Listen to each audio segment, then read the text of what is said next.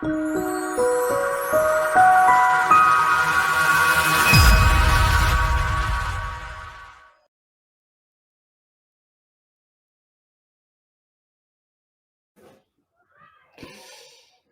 tardes, Ave María Purísima, sin pecado concebida.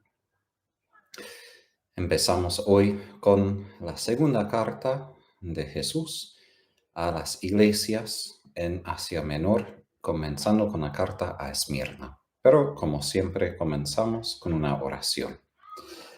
En el nombre del Padre, y del Hijo, y del Espíritu Santo. Amén. Señor Jesús, pedimos tu Espíritu Santo para que podamos escuchar tus palabras, que nos den el poder de la conversión de nuestros corazones, para que podamos profundizar lo que nos has dicho y crezcamos en la santidad. Pedimos también, Jesús, la gracia de perseverar hasta el fin en fidelidad a ti y a tu palabra, según el ejemplo de tus mártires. Todo eso pedimos en tu nombre, Jesús, nuestro Señor. Amén. En el nombre del Padre, y del Hijo, y del Espíritu Santo. Amén. Voy directo al texto. Estamos en el segundo capítulo, versículo 8. Al ángel de la iglesia de Esmirna escribe: Esto dice el primero y el último, el que estuvo muerto y revivió. Conozco tu tribulación y tu pobreza, aunque eres rico, y las calumnias de los que se llaman judíos sin serlo y son en realidad una sinagoga de Satanás. No temas por lo que vas a sufrir. El diablo va a meter a algunos de ustedes en la cárcel para que sean tentados y sufrirán una tribulación de 10 días. Mantente fiel hasta la muerte y te daré la corona de la vida. El que tenga oídos, oiga lo que el Espíritu dice a las iglesias. El vencedor no sufrirá daño de la muerte segunda. Ahora, si podría dibujar aquí con mis dedos, estamos ahora yendo al norte. Si Éfeso fue más al sur en lo que hoy es Turquía, vamos un poco más al norte a la ciudad de Esmirna. Hoy es una ciudad que se ubica justo al lado del mar del Mediterráneo y es una ciudad que se llama Izmir de Turquía. Es más o menos 50 kilómetros hacia el norte de Éfeso. Ahora, doy un poco del contexto de las ciudades porque ayuda a entender por qué Jesús escoge ciertas cosas a decir a cada iglesia, porque la palabra de Dios nos viene en nuestro contexto, no fuera de nuestro contexto. Y aunque estos detalles no están exactamente en la Sagrada Escritura, a veces parece que Jesús toma dado por cuenta que esa gente que vive en esa ciudad ya entiende todo ese contexto. Nosotros que no vivimos en la ciudad, no entendemos ese contexto. Entonces, para que nosotros entendamos mejor lo que Jesús quiere decir, hay que investigar un poco la historia de cada ciudad, donde se ubica, sus tradiciones, lo que está, los templos, los dioses que están ahí. Entonces, esta ciudad era como un aliado de Roma. Era una ciudad bastante rica y había erigido un templo a la diosa Roma en el año 1095 antes de Cristo. Entonces, ya 200 años antes de Cristo, ya esa ciudad era una ciudad aliada a Roma. Y hubo ahí el primer templo para el culto del emperador. Y esto fue justo para el emperador Tiberio en el año 26. Entonces fue durante la vida de Jesús. Entonces permaneció como un centro del culto imperial. Y esto fue más que todo la razón de las persecuciones cristianas al comienzo de la iglesia. fue a causa de la negación de los cristianos de dar culto a los emperadores como dioses. Ya está, hay un escrito de Tertuliano, no un padre de la iglesia, pero un teólogo muy importante de la iglesia antigua, y él dice que la palabra en griego kurios, que es señor, que en el Antiguo Testamento se usaba para significar Dios, los emperadores también usaban esa palabra.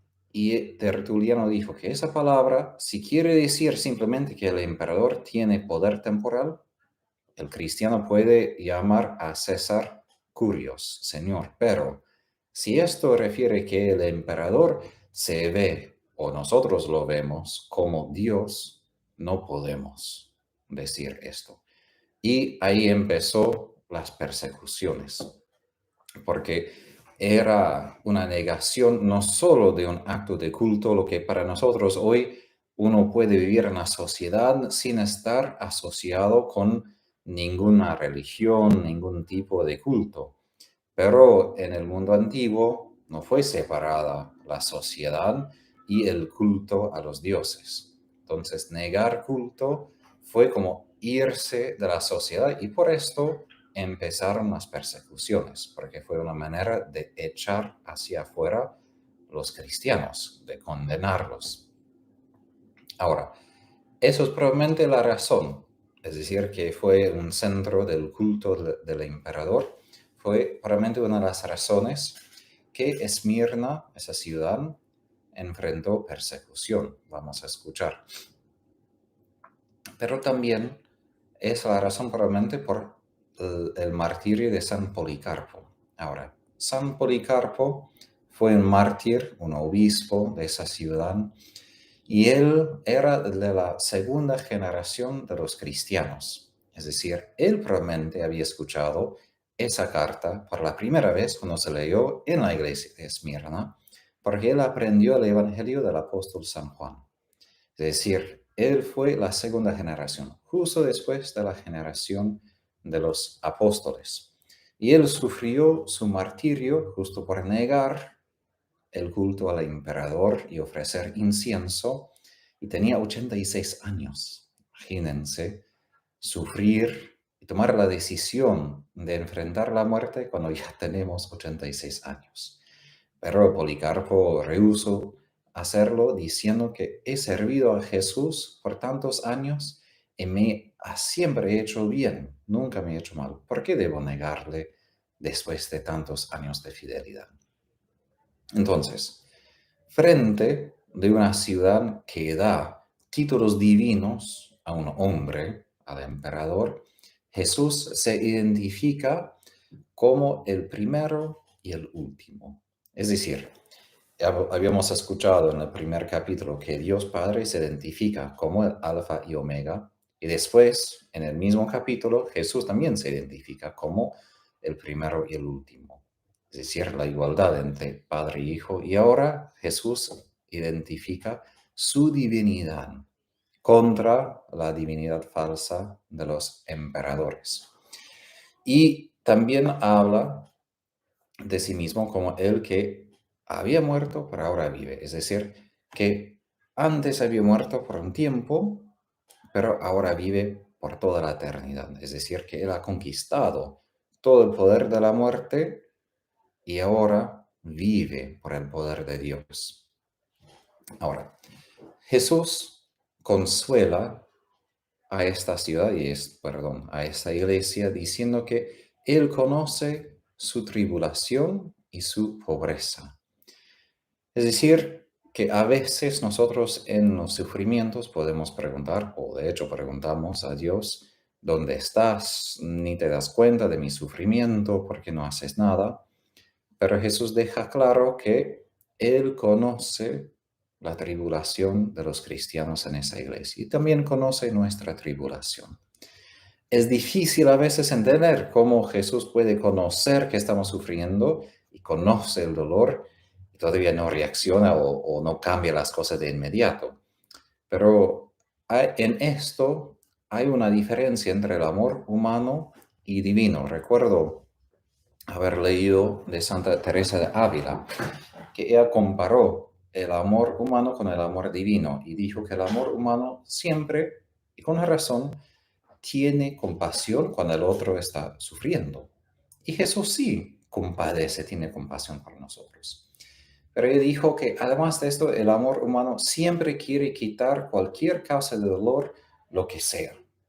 Pero ella dijo, el dolor, el amor divino permite que suframos, no porque está feliz que estamos sufriendo, sino quiere que crezcamos en mérito para la eternidad.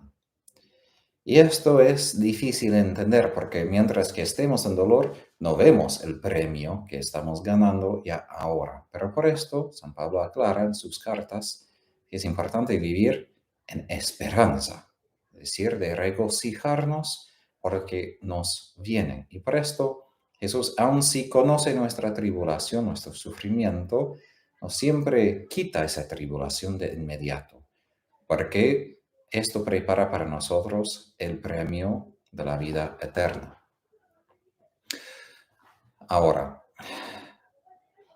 de la palabra en griego que se utiliza acá, thlipsis, es aflicción, es un peso, pero es específicamente una tribulación que viene a causa de la fe cristiana.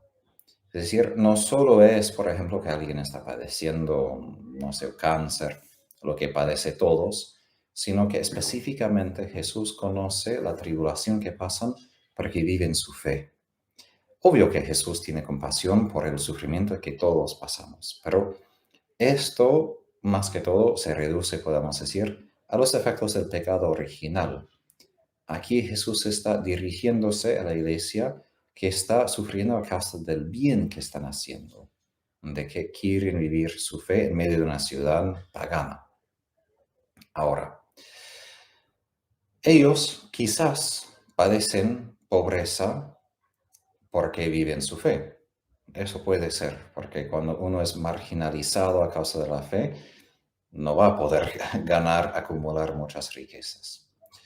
Pero puede ser también ah, perdón, y por esto la iglesia, perdón, se me fue el pensamiento. La iglesia aquí es pobre porque es aislado por la fe.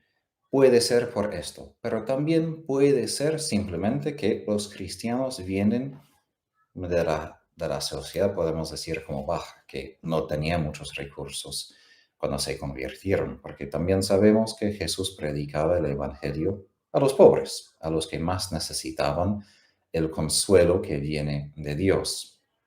Pero Jesús advierte de que aunque ellos son pobres y padecen pobreza, sea de discriminación por su fe, sea porque ya eran pobres, que de hecho son ricos.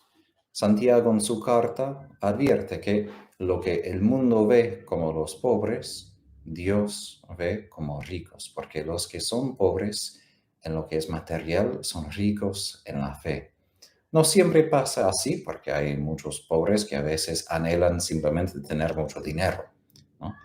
Pero también hay pobres, y hay un autor cristiano de los primeros siglos que dice, preferimos ser pobres para que nuestros corazones sean abiertos a las riquezas del cielo.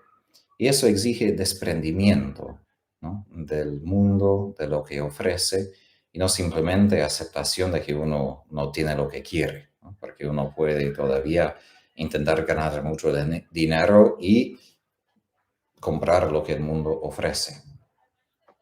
Ahora, ellos sufren las calumnias de los que se llaman judíos sin serlo y son en realidad una sinagoga de Satanás. La calumnia aquí refiere a testimonio falso de los judíos. Sabemos que los apóstoles predicaban el Evangelio primero a los judíos. Y cuando los judíos rechazaban o escuchaban, iban a los paganos, a los gentiles de las ciudades. Sabemos que además, después de cierto tiempo, los judíos no reconocieron a los cristianos como parte de su propia religión. Creo que la última vez expliqué que los judíos, a causa de un favor que habían hecho al emperador Julio César, recibieron reconocimiento como una religión imperial, es decir, que no tenían que participar en el culto al emperador o el otro culto pagano. Pero los judíos empezaron a dividirse, a separarse de los cristianos para que ni tengan esa protección, ni tengan, por ejemplo, el nombre de judíos. Entonces, ahora parece que esa comunidad en Esmirna, comunidad judía, explotaba esa vulnerabilidad de los cristianos que no tenían protección de no dar culto al emperador, testificaron contra los cristianos porque nos consideraban como herejes.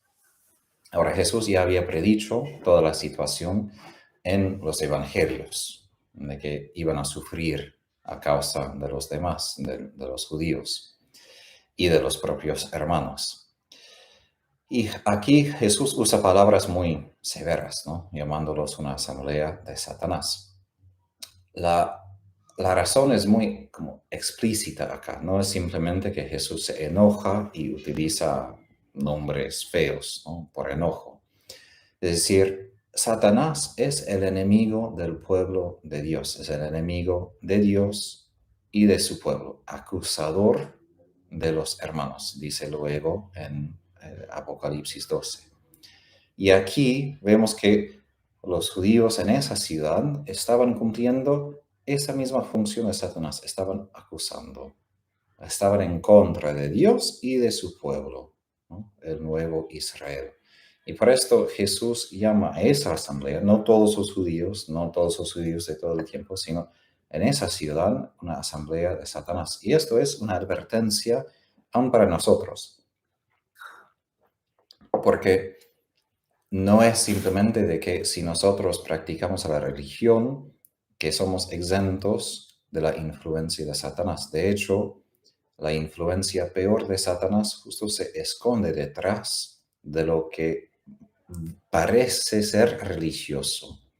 Y así vemos en la muerte de Jesús, ¿no? El sumo sacerdote sería como el papa para nosotros, que lo traicionó y lo condenó a muerte en llevarlo a Pilato.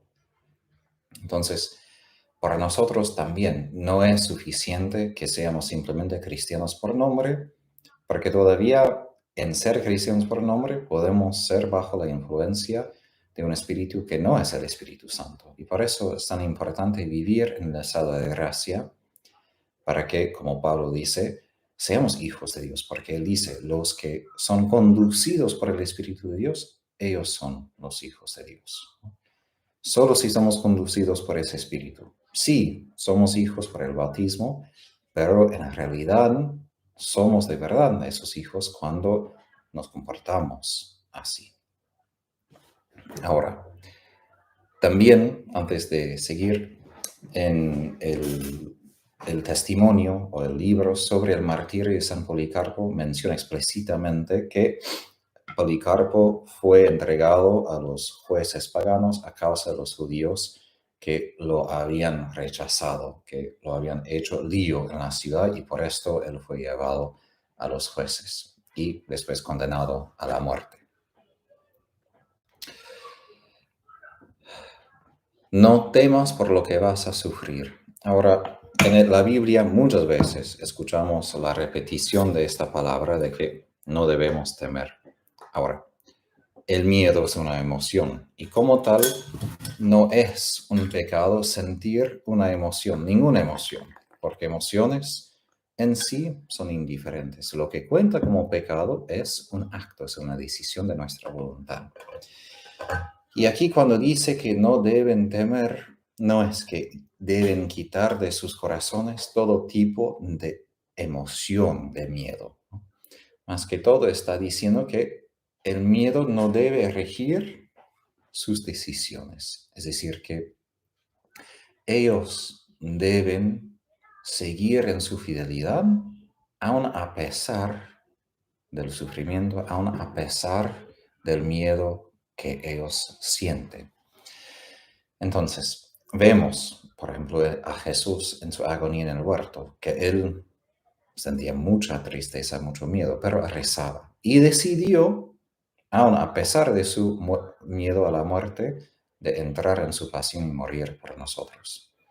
Y esto es, de hecho, la virtud de la valentía. Santo Tomás de Aquino aclara de que quien no siente ningún miedo frente a algo que debe suscitar miedo no es valiente, es tonto en el sentido estricto de la palabra. Para nosotros, ser valientes quiere decir reconocemos el sufrimiento, reconocemos la razón de tener miedo, pero todavía perseveramos en nuestra decisión a causa de Cristo. Ahora, el diablo va a meter a algunos de ustedes en la cárcel para que sean tentados y sufrirán una tribulación de 10 días. Aquí Jesús pone en claro quién es el enemigo real. Y aquí, en algún sentido, Él da o manifiesta misericordia a los pecadores humanos. Y eso es importante para entender cualquier situación. Siempre existen los pecadores humanos, es decir, los que han decidido hacer el mal. Pero desde el comienzo de la Biblia, con la caída de Adán y Eva, no hay pecado sin tentación que ha venido de Satanás. Y Jesús aquí apunta que el enemigo de verdad es Satanás, es el diablo, no tanto los judíos. Es decir, que es el diablo que va en contra del pueblo de Dios, pero Jesús permite que el diablo actúe.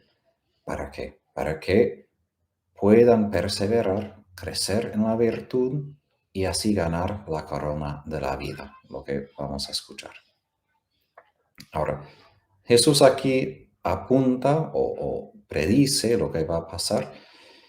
Y esto he visto en varios libros de los santos y también en experiencia de que Jesús casi siempre advierte algo en avance del sufrimiento para que entendamos que Él está en control.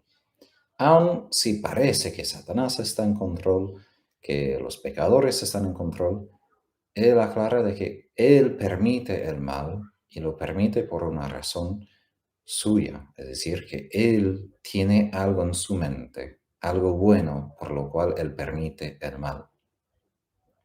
Entonces Él predice que van a estar en la cárcel para que sean tentados. Es decir, como nosotros recitamos al fin del Padre Nuestro, que pedimos que no permita que caigamos en la tentación, aquí Jesús pone en claro que van a sufrir no solo que el hecho de que van a estar en la cárcel, sino también van a sufrir tentaciones, lo que es peor. Pero como con ejercicio, cuando nosotros tenemos resistencia, también crece los músculos, crece las virtudes, ¿no? Y por eso Dios permite las tentaciones. Pero lo mejor para nosotros es saber que van a venir, porque si viene como en una emboscada, muchas veces vamos a caer en la tentación ni sabiendo que era tentación. Lo mejor que podemos hacer es ser vigilantes y saber que el enemigo nos ronda o nos acecha para tentarnos de miles de maneras muy sutiles. Ahora, van a sufrir una tribulación de 10 días. Probablemente aquí no refiere justo a un plazo de 10 días específicas. Puede ser, pero hay que recordar siempre que los números son muy simbólicos en ese libro. Entonces, probablemente eso refiere más que Jesús ya tiene contado el número de los días de sufrimiento. Es decir, que no es una decisión ni de Satanás ni de los seres humanos cuántos días van a sufrir. No, Jesús es quien lo decide. Siempre todo está últimamente en sus manos. Y por eso Jesús dice, mantente fiel hasta la muerte y te daré la corona de la vida. Y aquí parece que los 10 días no quiere decir que después van a salir y van a disfrutar la libertad. Parece que van a sufrir martirio, ¿no? Pero Jesús promete que en cambio por la vida aquí que habían perdido por su fidelidad hacia Él les promete la corona de la vida. Es decir, Jesús solo pide que entreguemos algo menor, que es la vida presente, por un bien mayor, que es la vida eterna. Ahora, sabemos que en los tiempos de Jesús y del mundo antiguo daban a los atletas coronas, ¿no? De laureles, por ejemplo, o de olivo, por haber ganado alguna competición, concurrencia, lo que sea. Pero aquí Jesús habla de la corona de la vida, que refiere más que todo al don del Espíritu Santo, porque Él es quien nos da vida eterna, no solo en el alma, sino también en el cuerpo, porque creemos que cuando Jesús vuelve, se resucitarán también nuestros cuerpos. Y al fin, la exhortación, como de siempre. El que tenga oídos, oiga lo que el Espíritu dice a las iglesias. El vencedor no sufrirá daño de la muerte segunda. Siempre aparece esa exhortación porque el Espíritu siempre está moviendo en la iglesia. Él en la Biblia es movimiento, es acción. Y no es posible que Él no tenga nada que decir. Obvio, no quiere decir que en todo momento está hablando como yo estoy hablando, pero que en nuestra oración Él siempre está comunicando algo y a nosotros como personas individuales, pero también como iglesia. Y es importante recordar esto en un mundo hoy muy individualista, de que al fin de cuentas somos miembros de un cuerpo entero. Y también lo que Dios quiere decirme es algo también que puede aplicar a los demás. Y lo que aplica a los demás también puede aplicar a mí. Ahora, el que persevere hasta el fin, el que vence, no sufrirá la segunda muerte. La segunda muerte refiere al infierno. Esto es la muerte peor, lo que se debe evitar a todo costo. Y esto es nuestro enemigo de verdad. Aun Satanás en algún sentido es un enemigo exterior, pero él no puede forzarnos a pecar. Y está en nuestras manos si vamos a ganar esta corona de vida o vamos a sufrir la segunda muerte, que es la separación eterna de Dios. Y esto es la decisión más importante de nuestras vidas, si queremos poseer a Dios o no. Y no hay algo simplemente en el medio donde quiero a Dios y todo lo que el mundo ofrece. Y esto es parte de la tentación del mundo de hoy, ¿no? De mezclar, sí quiero a Dios, pero también quiero a todo esto. Pero Jesús en esta carta dice claramente, van a sufrir.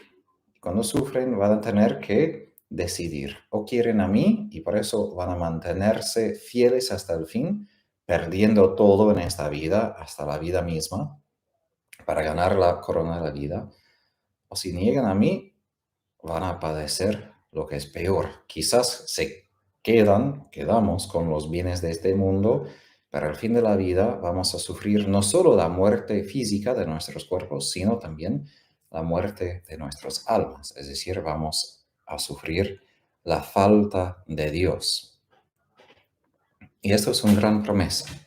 Cuando nosotros pensamos en el daño que padecemos, por ejemplo, en ser fieles a Jesús o el daño de enfermedades, es importante recordar que Dios permite todo eso solo para que evitemos el daño de la muerte segunda, de no dejar esto fuera de nuestra vista.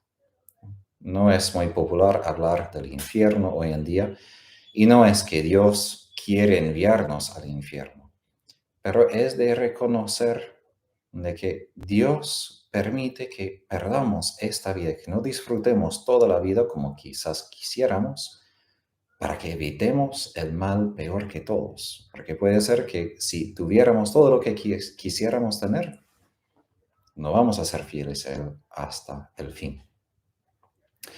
Ahora, enfrentando la persecución como los de Esmirna tuvieron que enfrentar, no es fácil. Por nosotros a veces es fácil imaginar que vamos a ser fieles hasta el fin. Pedro también pensaba lo mismo y cuando Jesús le dijo a su rostro, ¿me vas a negar? Pedro dijo, no, no, Señor, yo voy a morir contigo. Y sabemos lo que pasó. Al fin de cuentas, al fin de su vida, Pedro sí murió por Jesús. Es importante por nosotros rezar.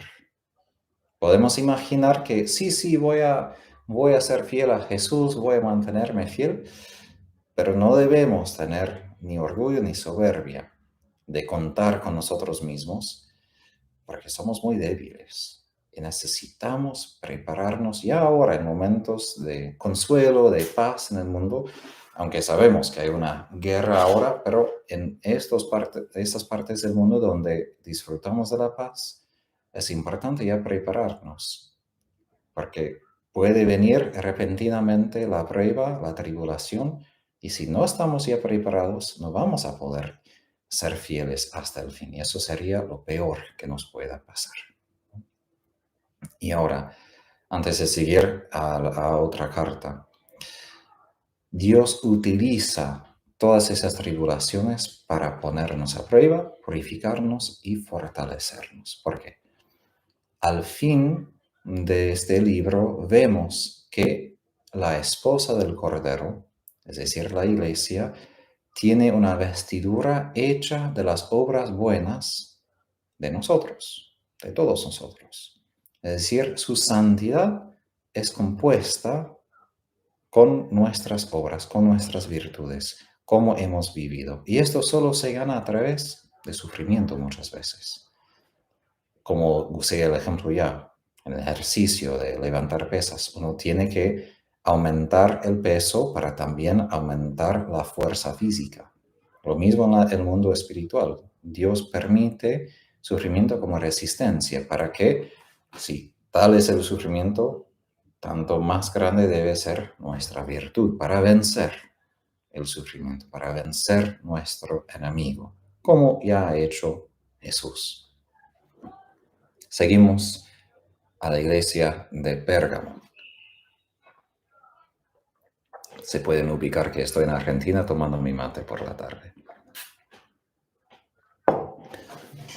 Al ángel de la iglesia de Pérgamo, eso versículo 12. Esto dice el que tiene la espada aguda de dos filos. La iglesia de Pérgamo se ubica más o menos 60 kilómetros al norte de Esmirna, pero no está al lado del mar, está más al interior de lo que hoy es Turquía.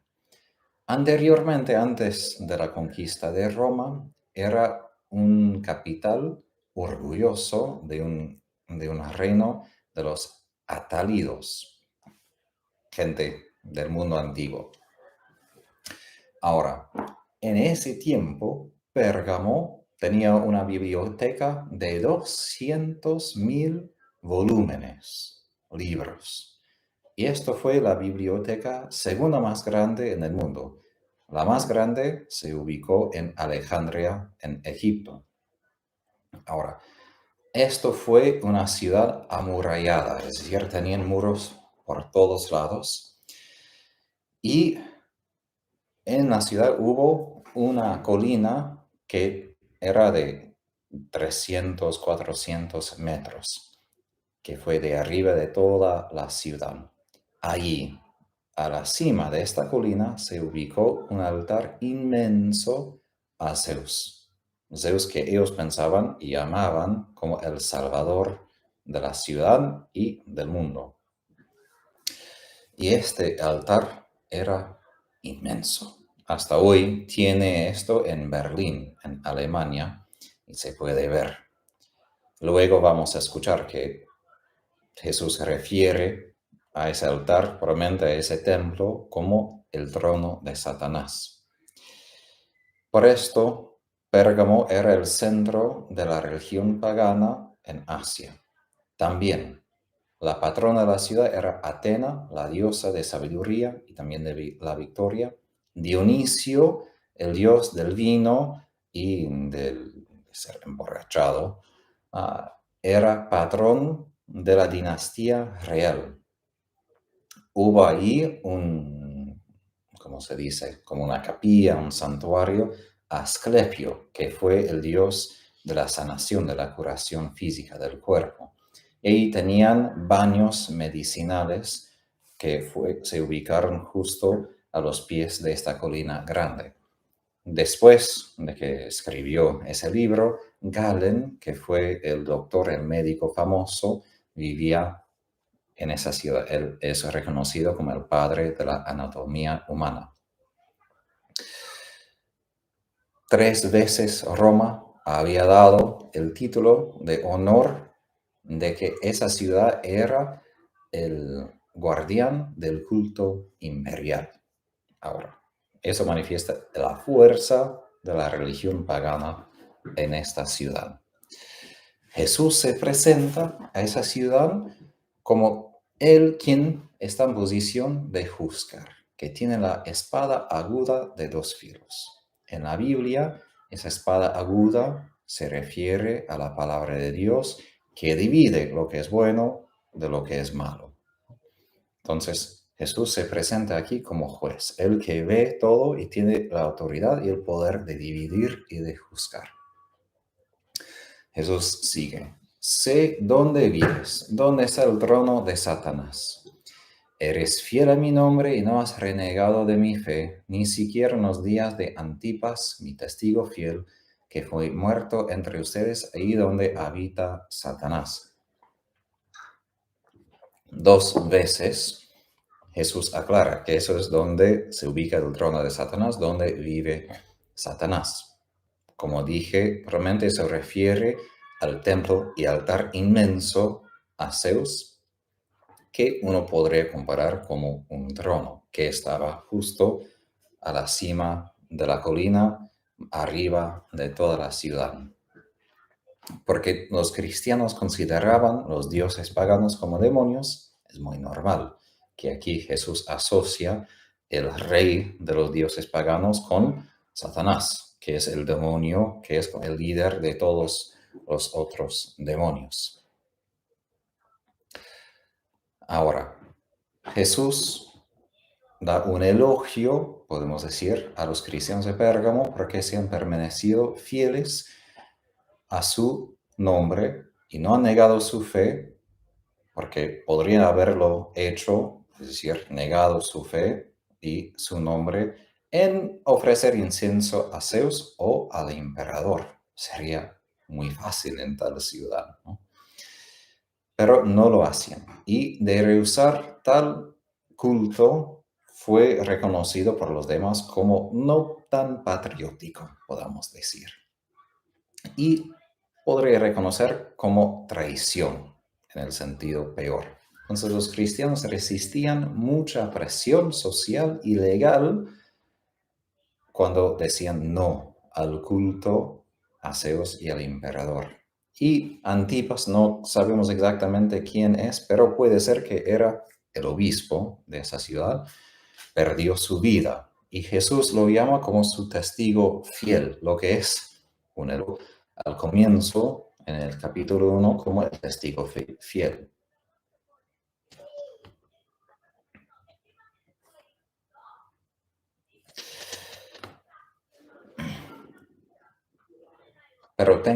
Versículo 14, pero tengo alguna cosa contra ti. Mantienes ahí algunos que sostienen la doctrina de Balaán, que enseñaba a Balac a poner tropiezos a los hijos de Israel para que comieran carnes inmoladas a los ídolos y fornicaran.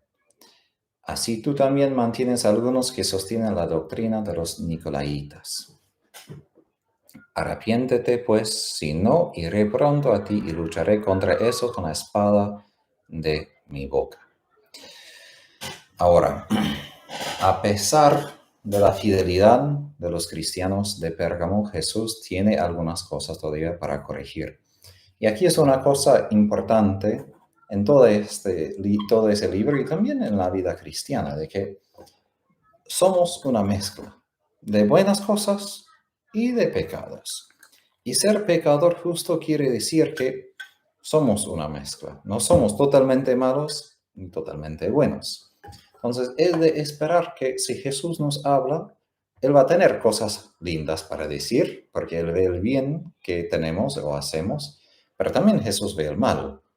Y de reconocer su voz es reconocer que, como escribió Tomás a Kempis en la imitación de Cristo, que Jesús cada día envía el consuelo para animarnos y la desolación para corregirnos. Es decir, Jesús quiere que sigamos a Él, pero también permite pruebas para purificarnos y para quitar de nosotros algún pecado. Y aquí vemos que los de Pérgamo tenían esa mezcla de fidelidad bajo la presión, pero algunos miembros de la comunidad todavía estaban enseñando lo que era de Balaam.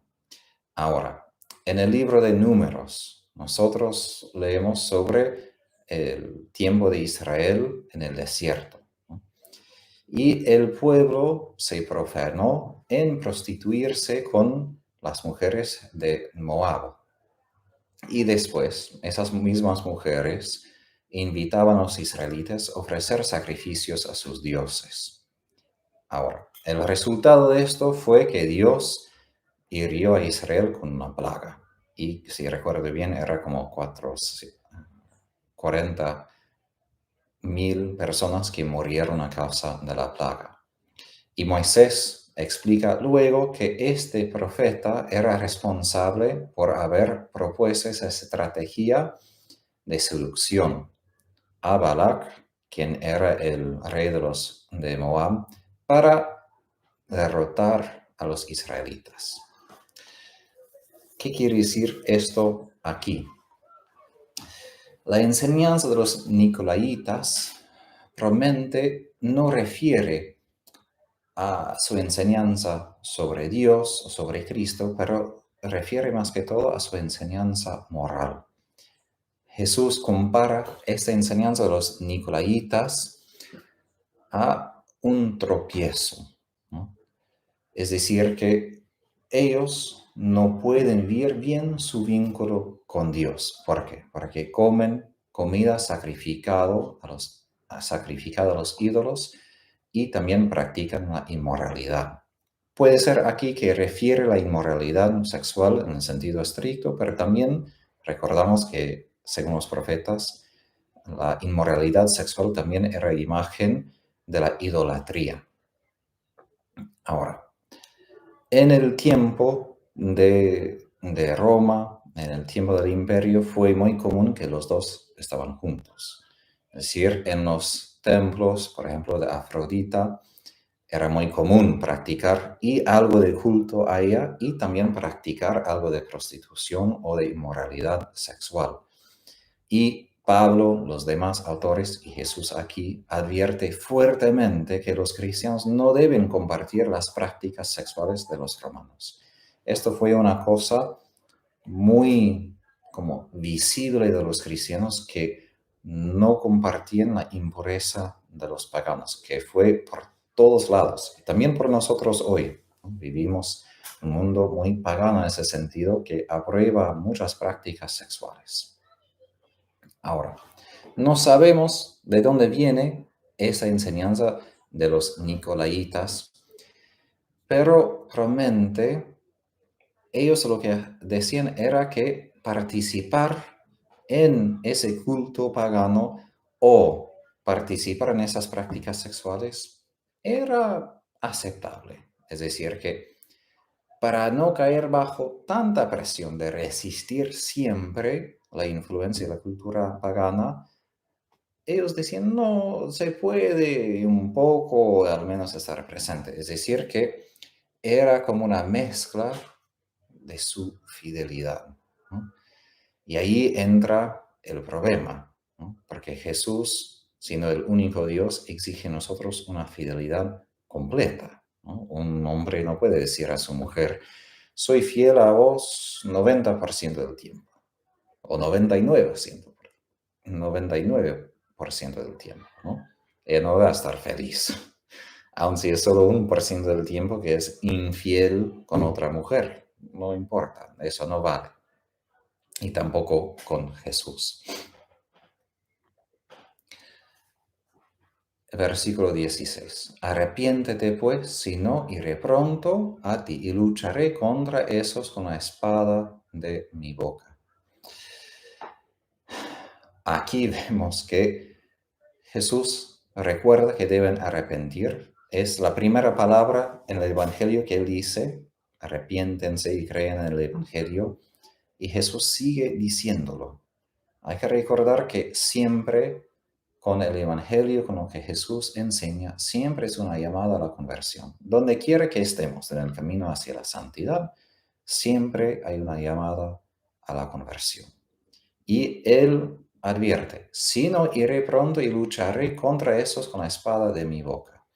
Es decir, Jesús aquí está hablando que va a luchar contra los otros cristianos. Y esto a veces es difícil para nosotros imaginar, pero no es por odio ni por enojo, sino que Jesús está en contra de cualquier falsedad, cualquier pecado, ¿no? Y a veces podemos ponernos en situaciones donde Jesús también va a luchar contra nosotros. ¿Y con qué? Con la espada de su boca, es decir, con su palabra. Él no va a luchar con violencia, pero sí va a luchar con su verdad. Porque los que persisten en idolatría, inmoralidad, van a experimentar que es en contra de Dios. Y San Ignacio Loyola advierte en sus reglas del discernimiento de que cuando uno está en el pecado mortal, uno va a experimentar el Espíritu Santo como remordimiento, como alguien que abraza, con el S, no Z, abraza el corazón, que lo quema, lo purifica, que no va a sentir paz con el Espíritu Santo, porque el Espíritu Santo viene en contra de todos los pecados. Y de hecho, los demonios son los que van a dar consuelo y van a sugerir otros pecados mortales, que todo está bien, ¿no? Y esto a veces crea confusión porque hoy en día se habla mucho que, bueno, Dios es paz y siempre nos da paz. Sí, nos da paz, pero en los lugares donde no somos convertidos todavía, o completamente, no nos da paz. En los lugares de mi vida, como sacerdote religioso, donde no vivo según el Evangelio, no siento paz cuando el Espíritu Santo me toca porque me está corrigiendo, me está purificando. Y siento como Jesús, en buen sentido, viene contra de mí como un guerrero divino con la espada de su palabra. Ahora, él viene en contra de los que permiten esta enseñanza, porque él dice, tú también mantienes algunos. Es decir, otra vez Jesús corrige esa tolerancia falsa, que todos nosotros tenemos la responsabilidad de poner a prueba a los que nos enseñan. Obviamente, los que enseñan deben saber más, porque así nos pueden enseñar. Pero, por ejemplo, hace unas semanas vi que un cardenal de Alemania públicamente dijo que el catecismo puede ser equivocado, que la sexualidad no solo es algo para el matrimonio. Y bueno, esto confunde a muchos y está hablando de muchas cosas que son reconocidos claramente como pecados, pero él dice que no son pecados. Esta confusión va a crear un problema por muchas almas, porque van a ver a él, van a creer a lo que él dice como maestro y van a caer en el pecado. Pero alguien me preguntó, pero ¿cómo van a saber que lo que él dice no es la verdad? Porque todos nosotros tenemos la responsabilidad personal de buscar la verdad. No es que podemos simplemente decir, aún sobre lo que yo digo, bueno, él lo ha dicho, entonces lo creo. Ojalá, y quiero ser, por ejemplo, un maestro de honestidad, de valor, de virtud. Pero también quiero que los que escuchan puedan fomentar una actitud de investigación de la verdad, para saber qué es la verdad, de sentir qué es la verdad en su corazón, para que puedan reconocer cuando alguien dijera algo que no es verdad. Porque van a aparecer cristianos. Si fue en la primera generación, como escuchamos en este libro, van a aparecer en todo el tiempo de la iglesia hasta el fin. Y el Nuevo Testamento es repleto de condenaciones de maestros cristianos que enseñan doctrinas falsas. Y todos nosotros debemos no tolerar esto. Debemos tener una conciencia que puede discernir entre lo que es bueno y lo que es falso, lo que es verdad y lo que es no.